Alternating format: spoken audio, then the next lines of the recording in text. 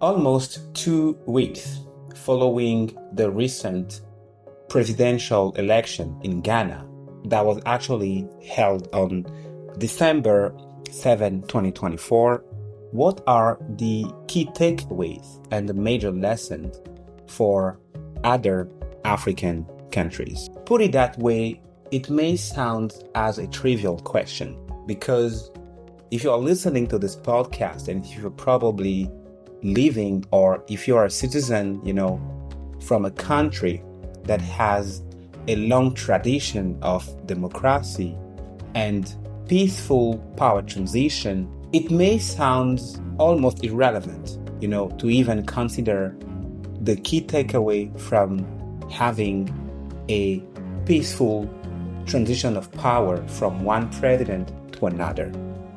But if you are listening to this podcast and if you are living in an environment where upholding the key principles or some of the key principles of democracy have not always been, so obvious, well, this kind of question will actually make sense to you, and you will also understand how relevant, it is to look at, this kind of event and also try and understand the impact it may have in terms of, fostering the development objective of a country, but also in terms of lesson and case studies that, this kind of experience could actually be for other countries, worldwide.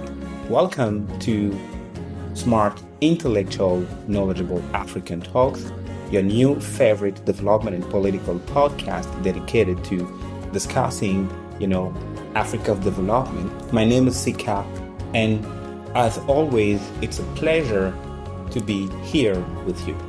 Before I start discussing this amazing topic, let me announce you another amazing news.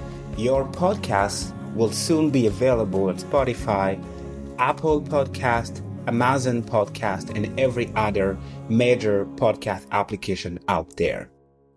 This is great, right? This is really amazing. I'm very excited to share this news with you. So from next week, Friday, actually, and to be precise, from the 27th of December, 2024, you will now be able to listen and to enjoy the most powerful perspectives on Africa's development and political topics, from Spotify, Apple Podcasts, and every other, podcast application available out there. So all you'll have to do will just be to continue, following this podcast. You'll continue, subscribing to, all major podcast applications. You can follow the podcast on Spotify or Apple Podcast, depending on your liking, to continue, enjoying the audio format, of my episodes, and you will still obviously be able to comment, to share, and to continue, growing this community. And speaking of growing the community, I want to take this moment to also thank you for your support. It's been 1 year now ever since I launched S.I.K.A Talks, and we started from one member, that was actually myself, to now almost 400 members within the community, and I'm very grateful. I'm very happy to see the numbers growing, and I do hope that we will continue growing, not for the sake of growing, but for the sake of having a powerful impact, a real impact, at developing, the economy context, the economic landscape in Africa, and also the political landscape, in the nearer future, or even now, for those of us, who feel ready. So thank you very much, for being a member of the S.I.K.A Talks, community and family. I'm very happy. And what I can say is that, from 2025, we will have amazing, format. We will have amazing episodes. And I also want to remind you that the guest format is still available. If you would like, to share your powerful perspectives on a specific topic, whether it's on politics, whether it's on climate change and environment, whether it's on economy and development, I mean, feel free to reach out to me at pod.sikatalks@gmail.com.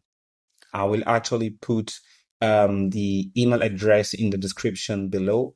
Do not hesitate to reach out to me and to send me the topic of your liking, and I will be very happy and very thrilled, to have you and to discuss, as I did in some of my previous, episode, that you can also find them, they're available. So this is the first announcement I wanted to share with you. Another very interesting announcement is that if you're not yet a member of our community, well, it's not difficult at all. All you have to do is to click on the subscribe button here on YouTube, and you can also click on the subscribe button or the follow button or the download button, on Spotify, Apple Podcast, Amazon, depending on which application, you currently use, and you will still be part of the family and the S.I.K.A Talks, community. Well, I think that will be all for the marketing, minutes. Now I will take a look at our very interesting and promising episode. Well, as I was saying, a couple of weeks ago, Ghana, held its latest, presidential election. And like I said, this may perhaps be a trivial topic, but considering the context, considering the region, the West African region to be precise, and also considering the series of military takeovers that actually happened in West Africa, considering also, the almost chaotic, situation in Senegal, it's very important, to take a step back and to look and reflect also, on the current, situation in Ghana. The first key takeaway, in my opinion, is that Donald Trump, is not the only one, to make it back after 4 years in the opposition. President Dramani can do it too. What I'm trying to say here is that often we notice that presidents in some African countries actually do find it very difficult to leave office or to actually annul it when they lose a presidential election. And sometimes it's because perhaps they fear not being able to regain power, or perhaps they fear not being able to have the same influence that they used to have while being in office. What I'm trying to say here is a very cold analysis of the situation. But if there's one thing that we learn from the American election, is that the ultimate goal in life is not to become president. The ultimate goal in life is to serve your people. Being president is a job, and like any other job, you may actually get fired. You can actually lose your job, but like any other job, you can find another job. You can either find a better job, or you can be called back again if you happen to have been very good at what you were doing. So, in my opinion, the first key takeaway, or the first very important learning that I'm actually, getting from the Ghanaian election is that losing a presidential election or losing office after your first term is not the end of the world, or it should not be the end of the world. On the other hand, it should be actually an opportunity for you to step back, to reflect upon your previous term, to also analyze and assess, your opponent, strategy, your opponent terms, to also analyze the work, to look at what they are currently getting right and what they are not getting right, and to also listen to your people, listen to your constituent, be able to understand and to know exactly what are the challenges they are facing day to day. And in my opinion, this is something President Dramani succeeded at doing, because he lost the election, in 2016. And 8 years down the line, he actually won it back, proving that there is a life after being president. And there's also a possibility, if you haven't reached the maximum term as per the constitution of your country, to always come back if you happen to have lost the election back in the day, but you will still live with the hope and the possibility of winning again. So personally, I think that this is one of the most important key takeaway from the Ghanaian presidential election. The second very important lesson that he also teaches to the rest of Africa is that you cannot have and you will never have a peaceful transition of power without having these two elements. And in my opinion, these two elements are very fundamental. You may be surrounded by the most intelligent people. You may be surrounded by the brightest mind. But in my opinion, if you do not have these two qualities, it will be very difficult to have a peaceful transition of power in any country. And it has nothing to do with Africa. Even if you are living in Europe or in Asia or in Americas, it will be very difficult to have a peaceful, democratic transition if the candidate, if the political landscape, does not abide to these two principles. And I call them political elegance and good faith. Political elegance and good faith are very sacred.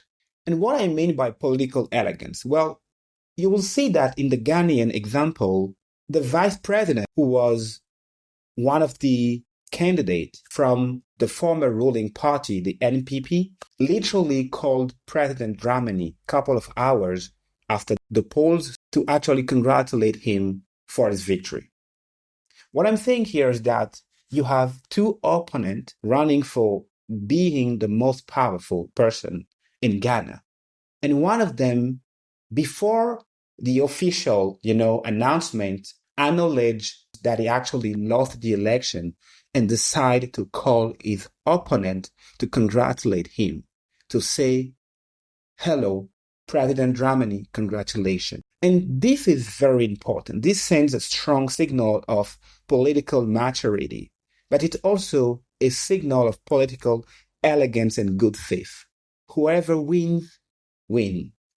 Whoever loses, lose. When you lose, there's no need to be a sole loser. And this is actually what's stopping many African countries from actually reaching their greatest level when it comes to political maturity, because you constantly have political leaders complaining constantly about the system, complaining about whether or not the election or, the system was rigged. I mean, it has a lot to do with political elegance, but also with good faith. Good faith here means that whenever the process is launched, you should always give the benefit of the doubt. You should always give credit to the system, the institutions, and the people involved in operating the system, and the people who are actually in charge of making sure that the election is running smoothly. And this is very important. And in my opinion, this is what's missing from the African debate at every and any level. If you take countries like Senegal, if you take countries like Cote d'Ivoire, if you take countries like Benin, you will notice that sometimes, in addition to the first issue that I just mentioned, the other difficulty that I personally notice that is seriously infringing the upholding of some of the key principles of democracy is the lack of good faith. Because good faith is very difficult to measure. It's very difficult to capture. But I think it's safe to agree that good faith is vital. Good faith is that ingredient, is that indicator that you cannot capture, but you clearly know that you need it. You need good faith in politics. You need good faith in economy. You need good faith in your personal and private relationship, in your professional relationship. If you want to make sure that you are evolving within a conducive environment, and if you also want to make sure that you've created an orderly system when it comes to power transition, it's very important to also count on not just the people's support and the politicians' support, but it is also very vital to count on politicians and the political landscape, good faith. And I think this is one of the major lessons that, the Ghanaian election highlighted. It's very important, and I think it's feasible to have candidates on the losing side acknowledging, beforehand that they lost, and being very elegant, about that, calling, the other side and congratulating them, and also sending a strong signal to reassure the international community, but also the domestic people, that the country is being, in good hands, and the national interest will always, come first. Let me know what you think of this analysis. And of course, stay tuned to listening to the second part of this analysis, where I will continue discussing other two major key takeaways, and also discuss, the importance of having an orderly, power transition system and the impact this can have on development, for a specific country. I hope you've enjoyed this episode. Thank you for staying tuned. Thank you for your support. And remember, S.I.K.A. Talks will now be available starting from December 27, 2024 on Spotify, Apple Podcast, Amazon, and every other major podcast application. So I hope you will download the episode. Let's continue growing the community. Let's share this episode, with our friends, our community. And remember, S.I.K.A. Talks is the only podcast where strong ideas meet powerful perspectives. À bientôt.